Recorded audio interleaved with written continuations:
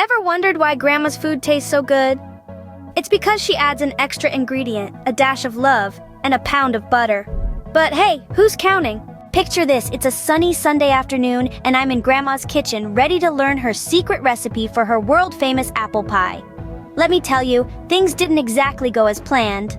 So there I was, an apron-clad, wide-eyed innocent, ready to become a master chef under Grandma's tutelage.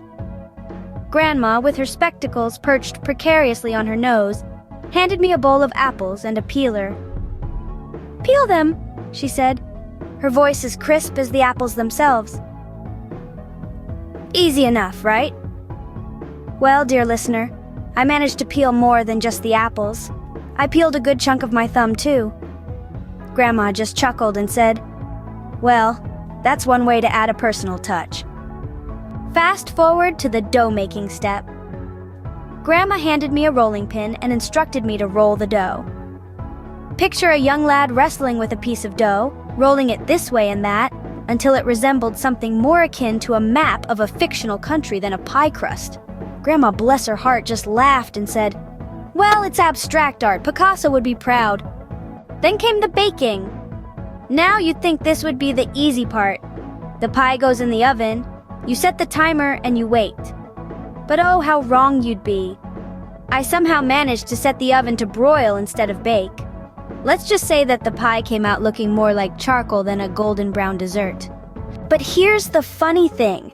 Despite the mishaps, the Band-Aid in the pie filling, the abstract art crust, and the slightly charred exterior, that pie was the best I'd ever tasted.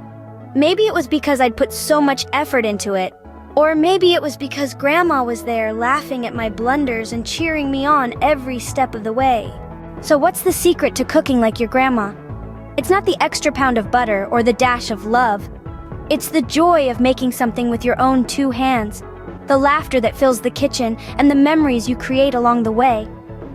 It's about embracing the mistakes, laughing at them, and learning from them.